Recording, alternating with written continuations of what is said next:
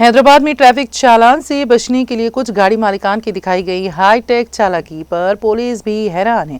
Number plates नजर ना आए इसके लिए मैग्नेट लगाना या नकली नंबर प्लेट इस्तेमाल करना जैसे गैर कानूनी तरीके इख्तियार करते हुए आखिरकार पकड़े जा रहे हैं।